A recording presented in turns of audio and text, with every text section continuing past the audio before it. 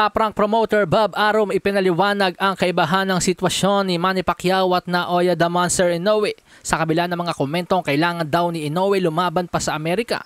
Ayon nga po sa former world champion na si Showtime Shawn Porter, "We really don't know what Inoue's goals are. Are his goals to be the star of boxing? If his goal is to be the star in boxing, you got to come to the United States." Kung talagang maging superstar nga daw po ang goal ni Inoue, dapat sa Amerika siya lumaban, ani Shawn Porter. Pero ika nga po ni Bob Arum, dati ang pagpunta dito sa US ang pinakamahusay na paraan para kumita ng pinakamalaking pera.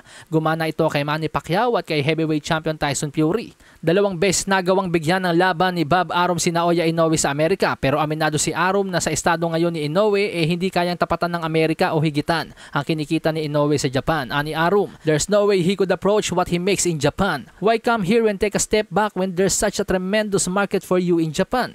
Paghahambing ni Bob Arum, ibang-iba ang sitwasyon ni Pacquiao kay Naoya Inoue. Si Pacquiao ay hindi kikita ng malaki kung sa Pilipinas lang lalaban, kaya kinailangan nitong lumaban sa Amerika. Sa kabilang banda, bagamat ang pagpunta sa Japan ay hindi ganong kadali para sa mga nakakalaban ni Naoya Inoue, pero dahil sa laki ng premyo ay nagiging sulit naman.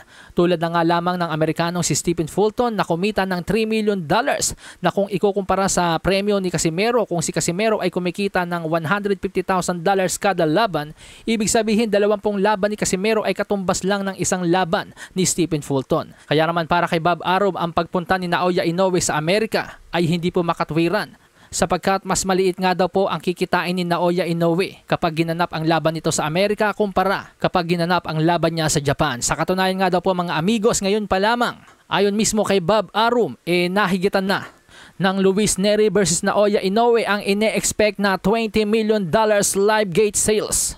At pwera pa daw po dyan ng television rights na hindi pa nakakalkula sa ngayon. Ibig sabihin po niya mga amigos, sakaling pumalo ng $23 million ang live gate sales ng Luis Nery versus Naoya Inoue, ang ibig sabihin po niya mga amigos ay nalagpasan ng Luis Nery versus Naoya Inoue ang Gervonta Tank Davis versus Ryan Garcia.